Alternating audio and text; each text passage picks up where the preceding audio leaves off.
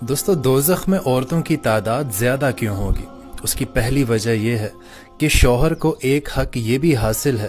کہ اس کی اجازت حاصل کیے بغیر عورت گھر کی کوئی چیز کسی کو نہ دے، اور اگر وہ دے گی تو عورت پر اس کا گناہ ہوگا اور مرد کو اس کا ثواب حاصل ہوگا۔ اور مرد کو ایک حق یہ بھی حاصل ہے کہ اگر خاوند کی اجازت حاصل نہ ہو تو عورت کو نفل روزہ نہیں رکھنا چاہیے، اور اگر بلا اجازت وہ نفل روزہ رکھ لیتی ہے، بھوکی پیاسی رہتی ہے،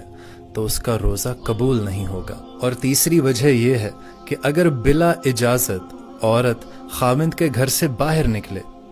تو فرشتے اس پر تب تک لعنت بھیجتے رہتے ہیں جب تک وہ گھر واپس نہیں آ جاتی یا پھر وہ توبہ نہیں کر لیتی۔ اور دوستو، حضور اکرم صلی اللہ علیہ وآلہ وسلم کا ارشاد گرامی ہے کہ اگر میں یہ حکم فرماتا کہ کوئی کسی دوسرے کو سجدہ بجا لائے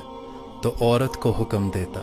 کہ وہ اپنے خاوند کو سجدہ کرے۔ اور ہمارے نبی پاک نے یہ بھی ارشاد فرمایا ہے کہ عورت اس وقت تک اللہ تعالیٰ کے سب سے زیادہ قریب رہتی ہے جب وہ گھر میں ہوتی ہے۔ اور نبی پاک نے یہ بھی ارشاد فرمایا کہ عورت کی نماز مسجد کی بجائے گھر کے صحن میں زیادہ افضل ہے۔ اور نبی کریم صلی اللہ علیہ وآلہ وسلم نے یہ بھی ارشاد فرمایا ہے کہ عورت کی 10 بے پردگیاں ہوتی ہیں، وہ اگر نکاح کر لے تو اس کا ایک پردہ اس کا شوہر ہوتا ہے، اور اگر وہ مر جائے تو قبر اس کے لیے اس کے 9 پردے ہوتی ہے۔